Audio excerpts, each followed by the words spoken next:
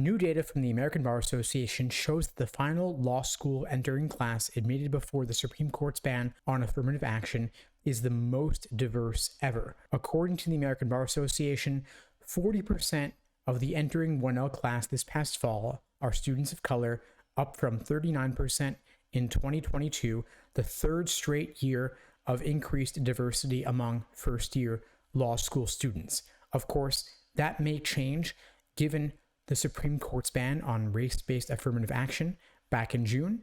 So we will see what happens, of course. Many law schools, including top ones like Harvard, have revamped their applications to ask for statements of perspective or in statements of purpose, rather than the traditional diversity statement to ask about how your, quote, experiences, background, or interests have shaped you. And law schools are increasingly conducting interviews to get more information about applicants.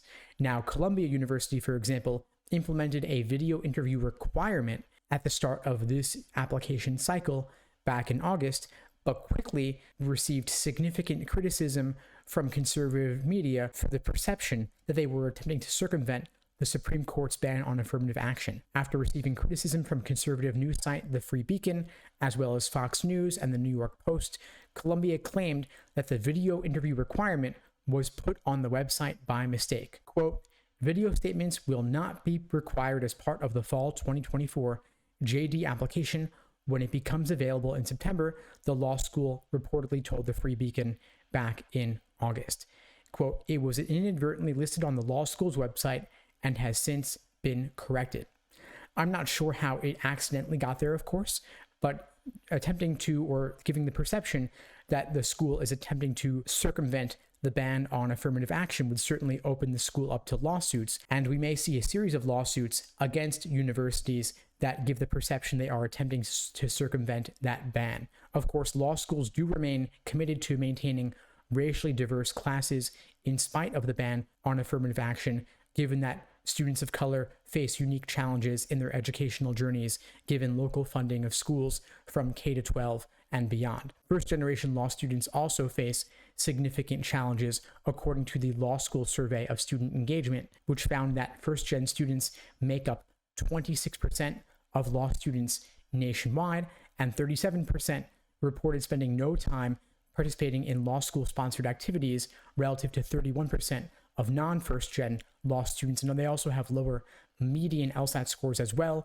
First-gen students entered law school with an average LSAT score of 154, 3 points lower than the 157 average among non-first-gen law students. They also received lower grades in law school on average, getting Bs rather than B pluses on average. Now, of course, as you may know, having a lower average LSAT score and a lower undergraduate GPA means you're less likely to get merit scholarships for law school, according to the Law School Survey of Student Engagement, as well as just based on general information about admissions. Of course, we know if you've got a lower LSAT and a lower GPA, your odds of getting into better schools are going to be lower, and you're also going to get less significant merit aid, because law schools, of course, are rational actors. They want to increase their standing in the ever-important U.S. News Law School rankings, and the biggest and best way they can do that on the applicant side is by increasing the LSAT scores and GPAs of the students they are accepting.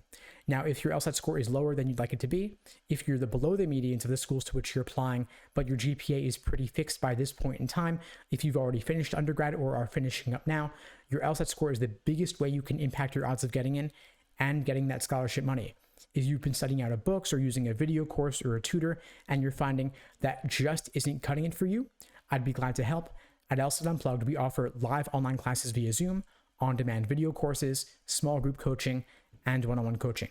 You can check out the links below this video to find out more and to book a call with me and my team. We'd love to help you out. And if you're aiming to increase your LSAT score to 170 or above, and you're taking the LSAT in the next 3 to 6 months, I'd especially love to hear from you. I'm looking for a couple of students aiming to do just that, increase their LSAT scores to 170 or above in the next 3 to 6 months. So if that describes you and your current resources just aren't cutting it, please check out the links below this video to find out more and to book a call with me and my team. We'd love to help you out. In the meantime, I wish you all the best and take care.